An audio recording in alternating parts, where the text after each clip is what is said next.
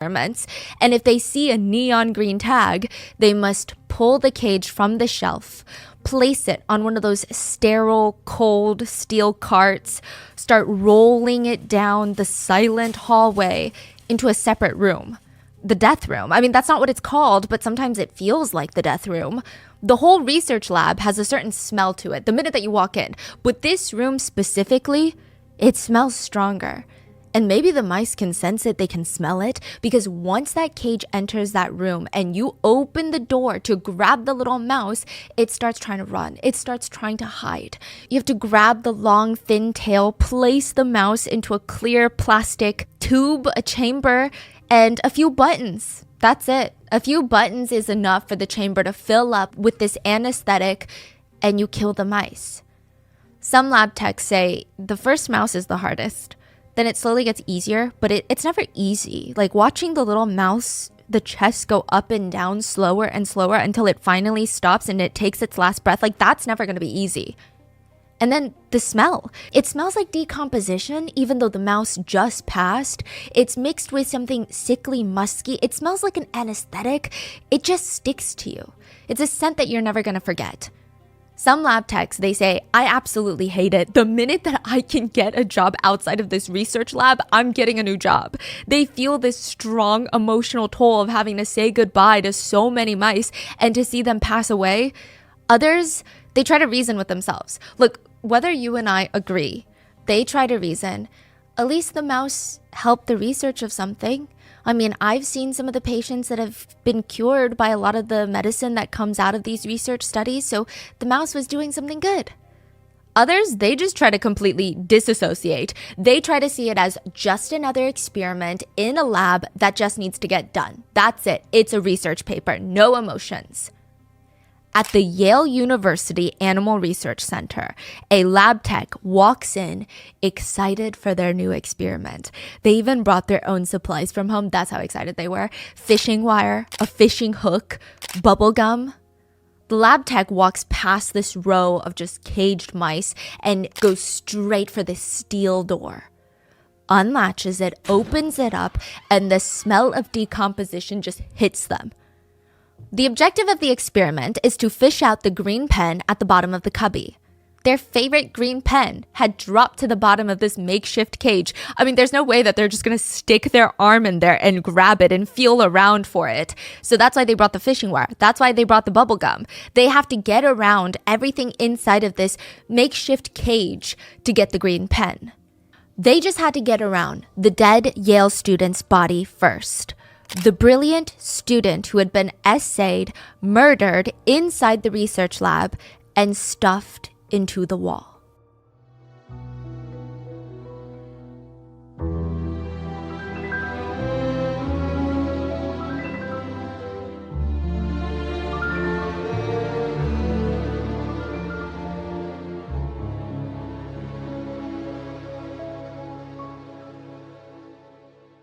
We would like to thank today's sponsors who have made it possible for Rotten Mango to support the I Have a Dream Foundation.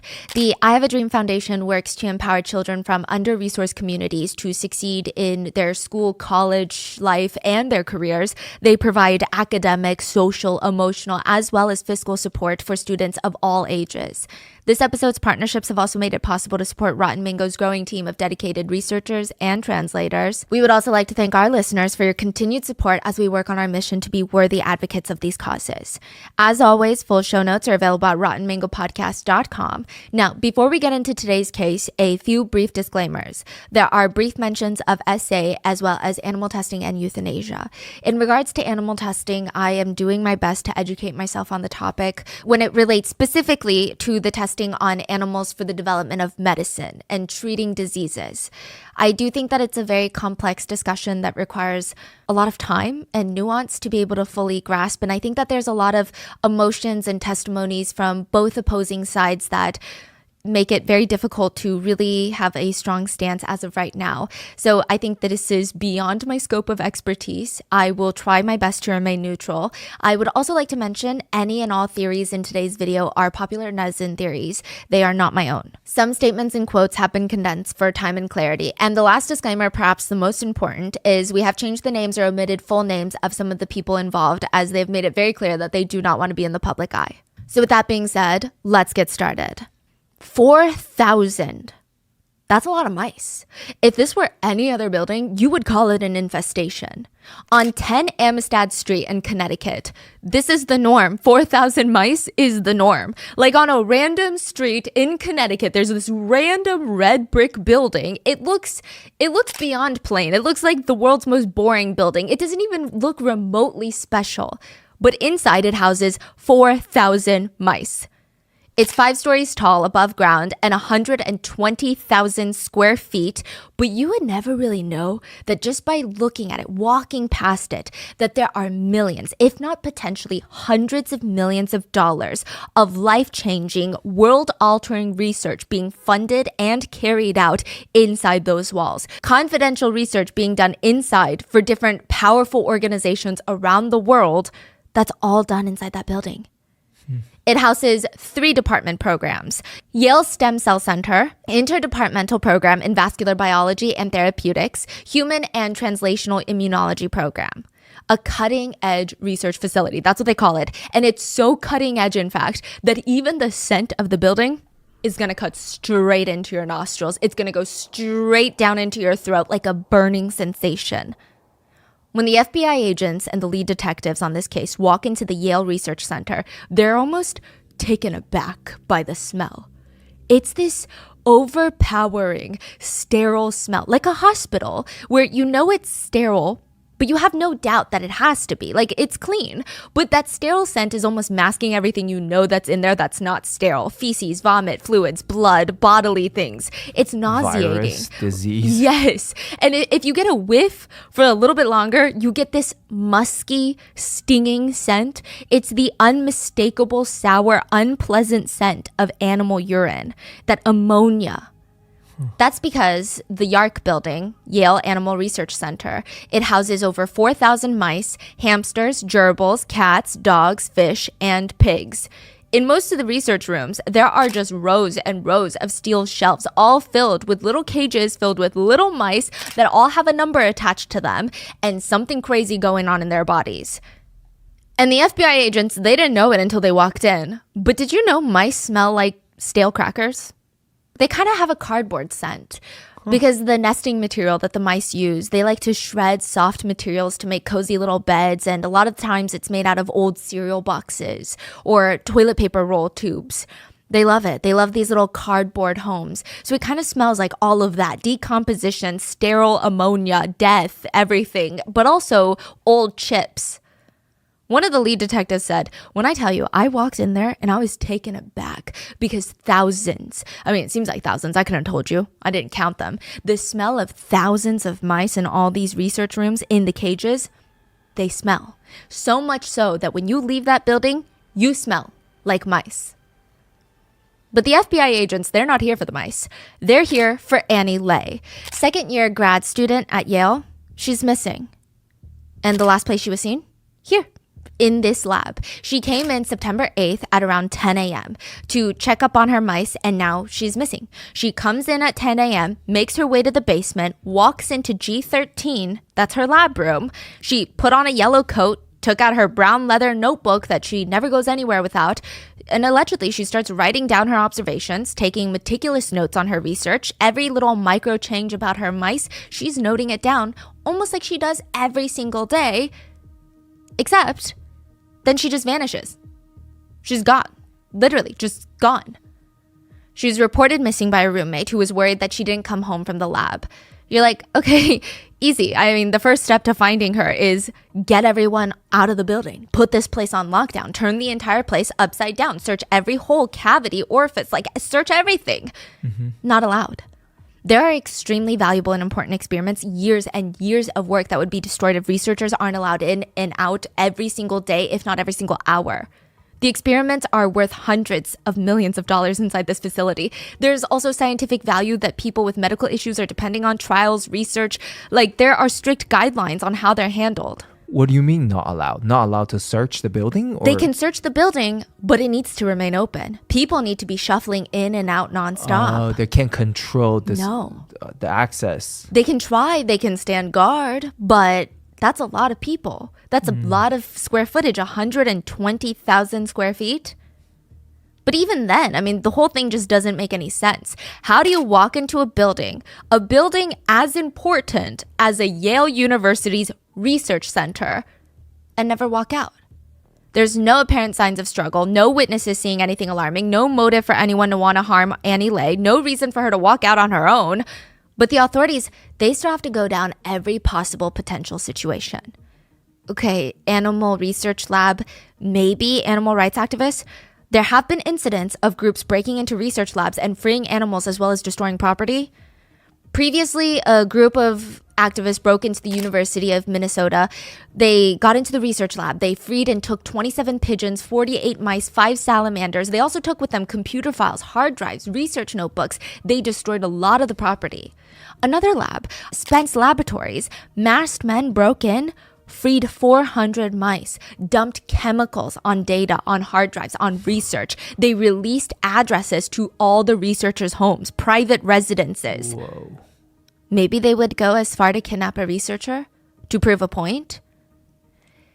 If all the theories have to be explored, then you can't rule anything out. But why would they want to take Annie Lay? Annie Lay works in the Bennett Lab. It's an 8-person lab run by Professor Anton Bennett, Associate Professor of Pharmacology at Yale University. They're studying enzymes and how they play a role in cancer, diabetes, and muscular dystrophy. To put it simply, she's studying how medicine can help cure degenerative diseases. I mean, it's a very simplified way of putting it, but clearly she's doing a lot of things. I mean, it's really challenging to get funding for research like that. She's funded by the National Science Foundation. And the National Science Foundation is not a random organization. It's an independent federal agency.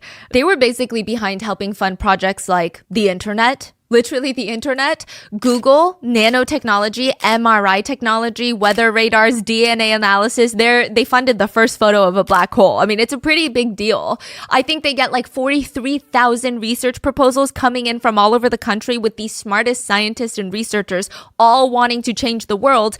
And they chose Annie Lay as one of the people to give millions of dollars to because they felt her research was that important. So clearly, this is not a regular Yale grad student that we're talking about. But it still doesn't seem to be a link for animal rights activists to target her. I mean, everything so far does not give any reason to why her. I mean, there's probably a ton of other researchers in this very building that are conducting research that could enrage animal rights activists so much more. In Annie's undergraduate years, she did research the genetics of speciation. Do you know what that is? So she studied the evolutionary process in which populations evolve to distinct species. Think of it like species 1 lives on an island. For whatever reason, the island snaps in half and they drift apart. And now there's 2 islands. There's species 1 living on the left side and species 1 living on the right side. They're the same species. Nothing in their genetic makeup changed from the splitting of the island. But now, the 2 populations, they start slowly changing, adapting, and the micro changes from their food, rainfall, sexual selection, eventually, after hundreds of years, if not more, maybe millions, the 2 sides of the island are merged again. But the 2 species are no longer able to breed with one another because they are no longer the same species. Wow. Because they've evolved so differently. They've diverged and become completely different species. Annie's research before Yale revolved around the study of that. She used a parasitic wasp as the model. But would she really be taken from a secure lab building because she worked on a study using parasitic wasps? Besides, animal rights activists, they usually leave behind a message. In this case, there is no evidence of foul play. There are no suspects, no message, nothing. And the theory really doesn't make any sense once you realize that this building is armed with 74 CCTV cameras that monitor every single doorway. Every single exit and entry is captured on camera. So I mean, there is nobody entering this building that is unauthorized. There's even footage of Annie from September 8th walking in through the doors at 10 a.m., and there is no footage of her ever walking out. One investigator said, "You do not get in or out without being captured on camera, and people do not simply vanish." So if she's caught on camera walking in the morning, there's no signs of her. They looked that building up and down, every hallway, every bathroom, every corner. She's not in the building, and there's no footage of her walking out. Then where is she? Jennifer is a lab tech at Yale's Animal Research Center, and I would like to say that she does bring a little bit of drama to work. There's a lot in her job description that does not include workplace drama, but overall, you could argue that a lab tech is kind of like a mouse whisperer. I mean, aside from the almost custodial aspects of the job, cleaning, sanitizing, decontaminating animal rooms and cages, which is honestly quite a tedious process because you're talking about a research lab where cross-contamination, unsterile environments can destroy millions of dollars of research. She has to carry 40 pounds of mouse food to feed hundreds and thousands of mice. I mean, aside from that, as a lab tech, you are in charge of performing and/or assisting with euthanasia. People say you're almost kind of like the mouse therapist. As a lab tech, you're the one in charge of monitoring the mice for illnesses and stress levels, and then you have to report that to the researcher, and then, God forbid, any sort of breakout happens in the lab between the mice. It's basically a catastrophic disaster waiting to happen. It is a job that takes a huge physical, mental, emotional toll, but Jennifer's holding up pretty well. On the weekends, when she gets off work, she goes to see her fiance, Raymond, a fellow lab tech at Yale, and she watches him play softball with his little team called the Wild Hogs. She's in the bleachers, screaming, cheering him on, cursing out the ref, and then turning, throwing up her left hand and showing off her engagement ring. If you saw her at one of these games, you would never think that this is the same Jennifer that's out here posting rants about work on social media. Is she also part of like Yale lab? She works at the Yale Animal Research Center. Oh, they work at the same exact lab. Same exact lab. Okay. Now, there is a key difference between the researchers and the lab techs. I think both are incredibly crucial members of the building. The researchers are typically graduate students, whereas the lab techs are, I don't even think that there is an undergrad degree. I don't think you need a bachelor's degree or anything.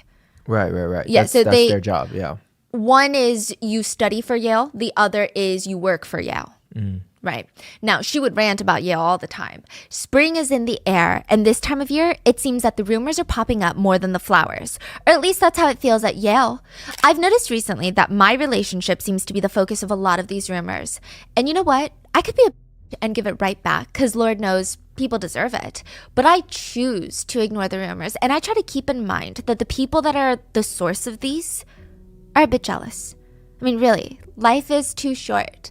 My fiance has no interest in any of the other girls. We are not broken up, nor were we. My boyfriend Raymond, if you don't know him, he has no interest in any girls at the Yale Animal Research Center as anything more than friends. He's a bit naive. He doesn't always use the best judgment. Definitely, he's not the best judge of character, but he's a good guy. He has a big heart and he tries to see the best in people all the time, even when that person is psycho or that person cannot be trusted.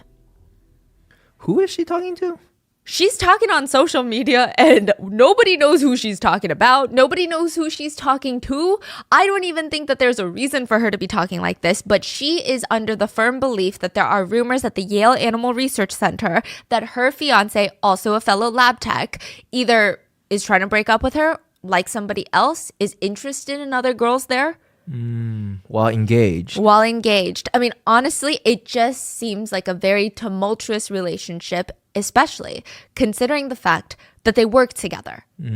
But that day in September at the Wild Hogs game, Jennifer does not look stressed about any of that. She looks so happy just cheering on her fiance. She's so busy watching him play that she doesn't even realize that they're also being watched by 6 undercover FBI agents in the bleachers. Now, why would FBI agents be surveilling lab techs? Do they really care about workplace drama like that? 750 hours of footage, CCTV footage. That's how many hours that they had to go through, the authorities. Because there was, of course, the possibility, because Annie is super petite, she's about 4'11", 90 pounds, maybe she walked out the building behind somebody and the cameras didn't catch it clearly. She was hidden amongst the shadows. You just had to look a little bit closer and then you would see it. Oh, there she is in her green shirt, brown skirt, and she's walking out the building. But that's not a possibility. Not anymore. Not after they combed through 750 hours of footage. I mean, this was basically a sealed box that you cannot get out of without someone seeing you. And they were now 1,000% certain that she did not leave the building unless. Have you heard of the story of Petra Pazitska? No. 24-year-old woman, same age as Annie, studying computer science, and she had just finished writing her university thesis on computer languages. So very, very intelligent woman. She vanishes. Missing persons report turns into a murder inquiry. Nothing. Case goes cold. Few years later, a serial killer admits to killing Petra and claims that Petra was one of his victims. Petra is found 33 years later, very much alive. She never spoke about why she chose to walk out one day of her life and leave forever. She left with no identity. She was only working cash-paying jobs that paid under the table for 33 years, and she did not get caught. Like Gone Girl type of? Gone Girl. Wow. I mean, she didn't stage blood and try to set someone up for it, but she just walked out of her life and never came back. And I'm sure the thought did cross the investigators' minds. If anybody is going to fake their disappearance and get away with it, it's going to be a genius Yale graduate student. They find Annie's phone. So to give you a rundown of her day, Annie leaves her apartment in the morning, goes to her office, which is across the street from the research lab. She finishes up some work, does some emails, leaves her phone, wallet, shoes. So she has like lab shoes that she changes into, and her planner all in her office, leaves that building, walks to the Animal Research Center lab, and starts going to work and then vanishes. Wait, so she went to work without her phone? Yes. Is that normal for her? Some people argue it is because once you enter the basement where her lab is located in the research center, there is no cell service. They almost say it's moot point bringing in your phone. Okay.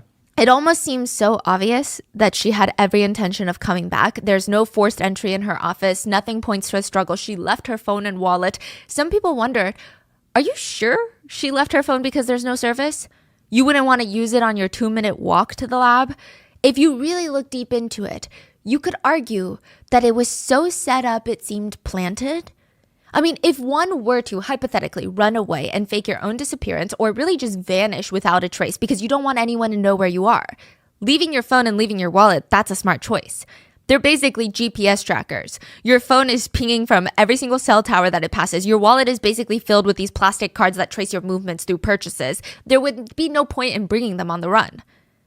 Since the morning that Annie vanished, there was no usage on her phones or her bank accounts. The original police working theory was that she did walk away. Now, whether they tried to paint it as running away, faking her disappearance, we don't know. It just seemed like they thought she was a runaway bride. Okay, let me explain. Her life is crazy. Annie was under immense amount of stress from being a graduate student and having to balance research that was incredibly overwhelming. And the police speculated maybe she dreamed of having a normal life. Which, sure, I mean, I guess in theory it makes sense, but she doesn't appear to be the type in any other way. First of all, it seems incredibly out of character for Annie to let people worry about her.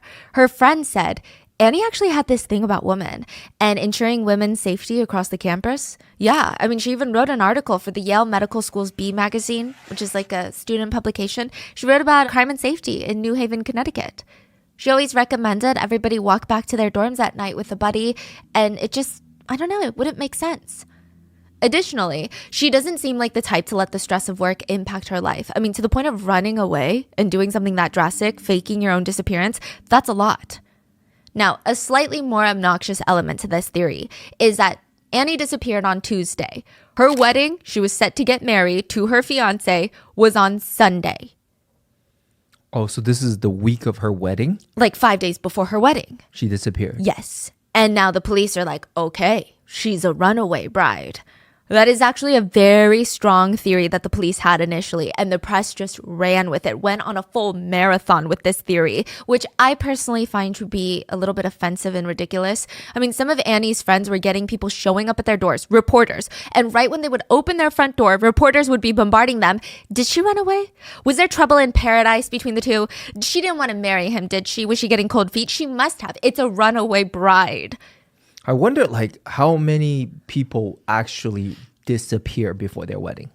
Like, is it one of those, like, 1 in a million and people just keep reporting on it versus, oh, there's actually a big percentage people will run away right before their wedding? There have been some pretty high profile cases. One of them taking place in Georgia. She vanished like 5 days before her wedding. There was a whole nationwide search. She was set to get married, ends up in New Mexico, I believe.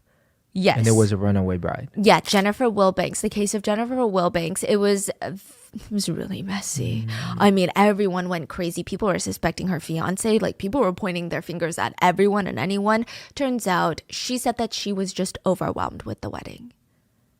Did we talk about this in the case? Okay, okay, Yeah. right, okay. So in terms of Annie's case, though, the only thing that they had was Jennifer Wilbanks does seem to have a history of, I don't want to say mental health conditions, but perhaps she struggled with her mental health. In terms of Annie Lay, there was nothing to even point in that direction. The only thing that they could maybe say is the night before her disappearance, September 7th, Annie called her best friend, Jennifer, and asked her, "Do you think I'm too young to get married?" Annie said that, "I don't know, I'm just overwhelmed with balancing schoolwork, research, labs, and then the wedding planning. I mean, it's just a lot." Annie said that she was concerned that they were rushing into it and maybe because they're 24, they're too young, which sounds alarming. But Jennifer said, oh no, it's so clear that Annie was just stressed with everything going on in her life. She's not actually rethinking her marriage to Jonathan, her fiance. Jennifer was reassuring her, no, you're making the right choice. And deep down, I know you know it. It was a moment of stress. It wasn't cold feet. Annie had already started signing her future married name to things. She liked the way it looked. She was really excited. But nobody that knew Annie could get behind this theory that she was a runaway bride. Or that she even faked her disappearance, honestly. Professor Anton Bennett, her research advisor, said that Annie was happy with her life. She was happy with herself, happy with her dreams. I mean, that's why she was always smiling. So if the animal rights activist theory is dead, if this whole genius Yale student fakes her disappearance is moot point, I mean, it doesn't make sense. There are students, media, press, netizens, all trying to solve this big mystery of an Ivy League student gone missing in the lab. And so day one, all the theories, they start flying around. It's always the fiance. I mean, just statistically speaking, that is, if we look at the data, it's got to be her fiance, Jonathan, right? No, apparently he has an airtight alibi, passed a polygraph. It's not him. Then comes the more salacious theories. An affair. I mean, that makes the most sense. Why else would she disappear 5 days before the wedding? She decides she wants to run off with another man, but is too embarrassed, is in too deep into the wedding and her reputation as a Yale grad student. She ran away. No, I mean, she's not. Everyone that knows her would disagree. It's a dumb, honestly disrespectful theory with no evidence. Then there was the theory with the Yale professor. One of the professors at Yale randomly canceled his Tuesday class out of nowhere. It was very out of character for this professor who is very stickler about being on time and having his lectures at the same time. He just sent out a mass email, no more class. It was weird. Same time that she went missing. So maybe the university president had to shut down the rumors. There is no reason to believe any professor is a suspect in Annie's disappearance. That was an email sent out by the president of Yale University. So, I mean, the whole thing is mind-boggling for everyone, but especially for these Ivy League students, because Annie's disappearance defies logic. Even the vice president of Yale stated that Annie's vanishing is the most perplexing mystery. None of it makes sense. Not a single theory works. Until one night, FBI Special Agent James Lawton, who was assigned to this case, he went home to wash up, get a fresh change of clothes. He's finished eating dinner and he's sitting there just taking a breath for a second, just resting before he has to get back up and back out to the lab. He's sitting there and he's watching his little daughter doing these handsprings in the kitchen floor. And she keeps asking him, like, Daddy, can you watch me? And she's jumping around, basically parkour. At first, Special Agent Lawton is smiling. You know, he's enjoying his time with his family. Wait. Can you lay down for a second? He instructs his daughter to lay on the floor. He doesn't tell her why. He doesn't tell the rest of the family why either. He just silently walks over, picks up his daughter, throws her over his shoulder, and walks out the kitchen. Oh my God. He knows where Annie Lay is. It was a smell that the investigators knew all too well, or at least some of them knew it. It's the type of smell that really sticks to your skin. You get home, you take 5 showers, it smells like the scent is embedded into your pores. Like you grabbed a perfume bottle of this horrid scent and you sprayed it up your nostril. Anything you try to smell smells like that, a hint of that. It is the smell of 3,000 tons of trash on fire, burning at 2,500 degrees Fahrenheit. Okay. It's Wow. a dump site. It's a trash incinerator site. To give you an idea, the temperature of a cremation ranges from 1,400 to 1,800 degrees. So if you accidentally get thrown into a trash incinerator, it's a giant oven that sets all the trash on fire. These giant cranes come in and they go to the landfills. They get the trash bags, dump it into this oven, and then they light it up on fire. The steams turn into electricity. It's a whole thing. The steam turns into electricity. Yeah, like the steam that's caused by the ashes burning can be converted into electricity to run the town. It's a lot. Wow. The ashes are then, I believe, recycled in some way, shape, or form. It's a trash incinerator site. And if you were to accidentally get pulled up by one of these giant cranes and thrown into this giant oven, you would, to put it simply, be cremated alive. You would be turned to ash. Like, that's how hot it is. And the scent is unforgettable. The police are searching through 3,000 tons of trash looking for Annie Lay. The FBI agent realized that night after dinner, his daughter is the same height and size as Annie. 4'11", 90 pounds. Someone could have dragged her out. She's that petite. But yes, they checked the footage. Nobody was forcibly dragging anybody out of the building. It would have been caught on camera. Then they thought someone could have carried her out. But there was nobody leaving the lab with any suspicious looking suitcase or box that was enough to fit someone of that size. So maybe, just maybe, the only thing that had been going out of this building at this time, Trash chute? the trash. The trash, 90-pound trash bags from a research lab, that is not the most alarming thing. And if that's the case, her body was going to get incinerated, so they need to keep searching. There are 5 different streams of trash that come out of the Yale Animal Research Lab. Regular waste, animal carcasses, bodies, recyclables, and biohazardous material. All of them would have to be searched through by agents in big yellow hazmat suits. The theory being, if they can't follow the person, the detective said, we follow the trash. Some of the agents stayed up overnight searching through the trash incinerator piles using the giant tractors, cranes. They got canine dogs. They're pulling out everything they have to try and find Annie. But while they're searching, they keep popping their heads up and they're like, it still doesn't make sense because this is the Animal Research Center. This isn't some random small research lab run by a single passionate researcher. This is a Yale building. Even if she was thrown out by the trash, you still need ID and clearance to access this building. It's not a random building, so this isn't productive. If we think that someone harmed Annie, we gotta look in the building. So the killer got into the building. Yes, like there's no way the killer did not have access to this building. They finish searching through the trash and they find nothing. So they end up right back at the building, right back at the footage, right back over analyzing the day that Annie disappeared. That day, something strange did happen. At 12:40 p.m., about 2 hours after Annie walked into the building, every single person in that building walked out at the same time. The security cameras caught a mass exodus of people filing out of the building. Some of them are in lab coats, some of them are in scrubs, some of them are rushing out using multiple different doors. Everybody's running out of that building, and then they just stand in front of the building, staring at the building. Some of them have their fingers shoved into their ears because it's a fire. It's a fire alarm. There was a fire breaking out? There was a fire alarm set off, but it doesn't seem like anyone was genuinely concerned. This seems to be a thing that happens at the research lab because there's a lot of steam produced by these research cleaning equipments. There's a lot of big machines in there that produce a lot of different types of steams, and it happens. It trips the alarms. But they should have been concerned.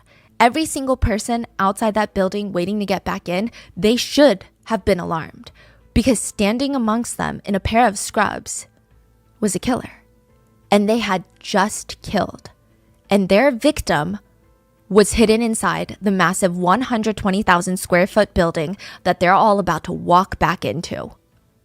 There are three groups of beings inside the research center. One, you have the researchers. Two, the lab techs. And three, you have the subjects. You have the mice. And there's a pretty clear, distinct hierarchy between the three. Now, some people say that you can look at the relationship between the researcher and the lab techs as that of a doctor and a nurse. The researcher being the doctor, the more prestigious, more respected position, typically higher paying, and the lab tech as nurses. Now, most researchers, like most doctors, they should know that their jobs would be impossible without the nurses, impossible without the lab techs. But sometimes there's this tension amongst the two groups, and it's just, there was a strange hierarchy inside the building. Some researchers feel like they're better than the lab techs, that the lab techs are basically their personal assistants, janitors, and feces cleaners. On the other hand, some lab techs feel like they're doing all the work for the researchers, and the researchers basically just jot down stuff on paper. That's it. And they're just going to win a Nobel Prize one day, and they don't even know how to properly feed a mouse. One lab tech said, a lot of them tend to view us as janitors, but we're a lot more than that. We are the policemen for the animals. We are there to make sure that everything is done humanely and ethically. An interesting element to add is a researcher at the Animal Research Center at Yale said that a lot of the researchers are not the best socializers, which adds to a lot of the tension in the building. They said, you're talking about highly educated but incredibly awkward people working with a bunch of less educated people with a shitty job who have to serve the needs of the first group, and it's all about a fight of who's in charge. Wow. They stated, it's an interesting mix. There's definitely an undertone of dissatisfaction. Low-level, low-skilled, and low-paid workers attending their jobs alongside high-level, highly skilled, sky's-the-limit potential folks. Wow. To give you an idea, at the time, an animal lab tech at Yale made anywhere between $25,000 to $52,000 a year. The researchers, on the other hand, they receive on average more than $500,000 in tuition fellowships, healthcare benefits. I mean, their whole studies are fully funded as grad students. I don't want to say they're paid to be there because it's not necessarily a job, but they're paid to study and get this prestigious degree from Yale. That's just while they're studying, so you can imagine their earning potential the minute that they graduate. One researcher straight up said, they're in our world, and we're in our world. And so with that kind of tension, it was inevitable that there would be some rumors or some whispers amongst the two groups. There was whispers of a very crazy lab tech known as a control freak. I mean, I feel like you could argue that maybe they just cared about their jobs, but we don't know. So if a researcher is not keeping the standard of keeping the mouse cages very clean, the lab techs are allowed to let them know. It's up to the researcher to maintain a level of cleanliness. And it's not just the lab tech's job. Some people said that this one lab tech would get into this very annoying, condescending, self-important, authoritative way of yelling at researchers to keep their mice clean. They would straight up berate people. I mean, the best words that they could describe this person as was control freak. Some said it felt like this lab tech just wanted to be the leader of the rats, like wanted to create a rat kingdom inside the building and be the royal highness. There was another rumor. This is incredibly unhinged and incredibly unfounded, meaning there is no facts to this, but it's wild. There was a rumor that a lab tech was having way too much fun with the mice. The weird conversation started because of a previous Yale alumni, Dr. Susan Block. She has got a education radio show where a caller confessed that they were a lab tech at an animal research center, not the Yale one. And they said that they self-pleasured with mice. What? Long story short, the lab tech said that he liked to stick a cardboard tube up his back door and let the rats run up and down out of the tube, out of his body. He stated it felt incredible. What? Yeah. What is going on? This is... So because she is, I guess, a Yale alumni, a lot of Yale students had been listening to her show and they're like, well, maybe one of the lab techs at the Yale Research Center is also doing that because, I don't know, it sounds crazy. It's just one of those things going around. It's just a baseless rumor. But the weirdest thing that was going around recently after Annie disappeared was that one of the lab techs at Yale was acting very strange. One graduate student, a colleague of Annie's, met up with the investigators and she seemed really nervous. I mean, everyone on campus was on edge at this point and worried because, I mean, it could be something, it could be nothing, it could be that she's overreacting to all of this and then it's nothing and then she's wasting the investigators' time and then it's pointless and the investigators are like, slow down, just tell us what it is. I think I found blood. The investigators follow her into room G13, the room that Annie was last seen in the lab, and she points to one of those steel carts. And on top, there's a cardboard box of paper towels. It's called white balls. They examine the box, and on the side, there's tiny little specks of blood, and it looks like blood splatter. There was no reason for blood to be found in Annie's lab. I mean, perhaps in other rooms of the facility, but not G13. And the cop didn't find that? No. That's crazy. That's crazy. So they test the blood. Well, they have to send it off to be tested. And nobody's freaking out at this point. At least none of the authorities are, because it could be a researcher who hurt themselves by accident during an experiment. I mean, it could be a number of things. There's no way to say for certain that this is Annie's blood, but it's not looking good. Now, while the blood is being tested, a police officer is posted guard in room G13 because, like I said, they can't shut down the lab. They can't because there's millions of dollars worth of research that's being done. And the minute that a mouse is not tended to, research gone, millions of dollars wasted. So a police guard is posted guard in the room. And I mean, it's technically not a crime scene yet. They just want to keep it secure.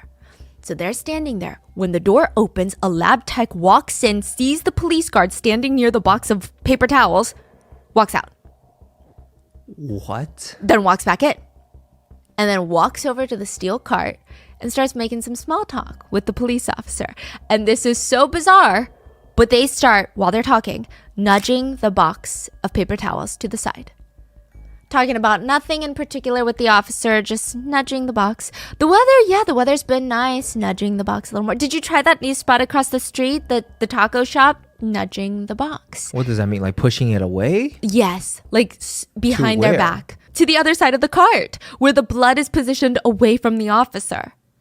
But the officer knows there's blood. Yes. Officer is here to monitor this blood. Yes. And so he's watching. This lab tech do this. This is crazy. This is insane. In front of my eyes. But they're not going to stop them. So they're like, okay. Yes. It was absolutely bizarre. By the time that the lab tech walks away from the box, the officer noted the box had been nudged all the way from the left corner of the steel cart to the right corner, and it was now turned at an angle where the blood was no longer facing the officer.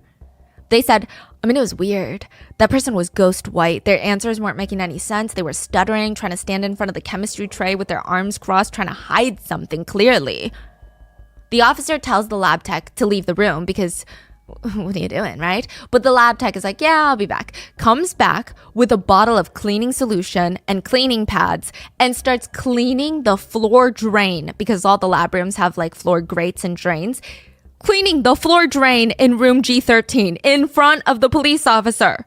And he's letting them do this? Because it's part of their job description. Technically, they have to clean all the floor drains. This is crazy. But the strangest part is, the officer was like, that drain did not look like it needed any cleaning. In fact, it looked recently cleaned. Oh my God. Do you think the police was making the connection at that point yet? Like, this could be the one? Not that strongly.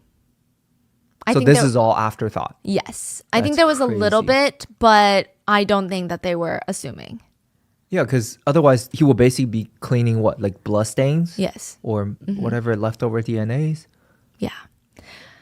There's something called an Annieism, which is what a lot of people who knew Annie called it. It's just things that Annie would do, little quirks.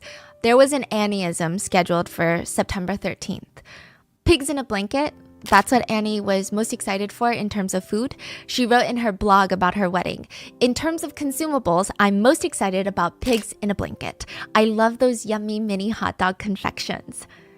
Annie spent a lot of time on this wedding that was happening on Sunday, but it's not really in the way that you would imagine. Like you would imagine typically people spend their time making sure that their dress is going to be absolutely perfect, their makeup, hair, nails, everything is going to be perfect for their wedding day.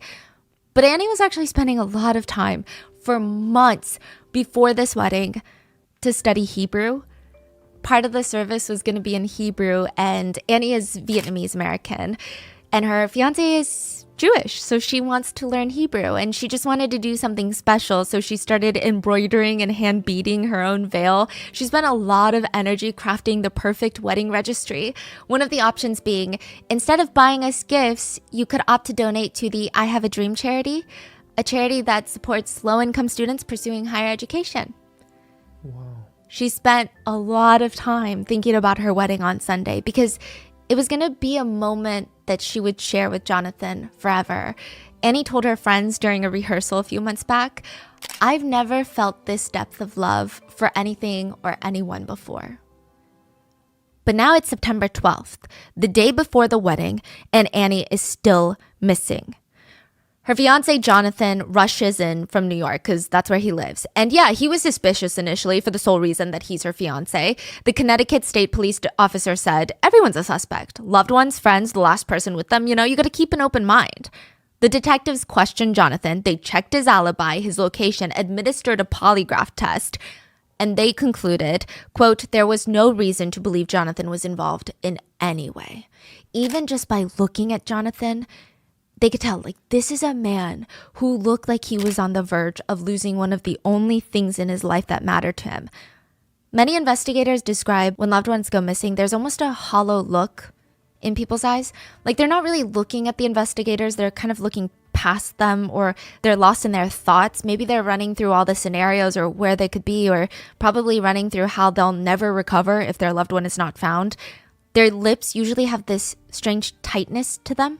If you accidentally bump into them, it feels like they're going to lose it. A sob is just going to come out. It seems like they're holding so much pressure in their mouth to stop from screaming or crying. And you can almost see in their eyes, in the span of even just a few seconds, they're flashing between anxiety, utter life-altering fear, sheer panic, to disassociating and being in a state of emotionless shock. And it's just nonstop back and forth between these 5 different crazy strong emotions. The alibi and the polygraph, obviously, are what the authorities went off of, but I'm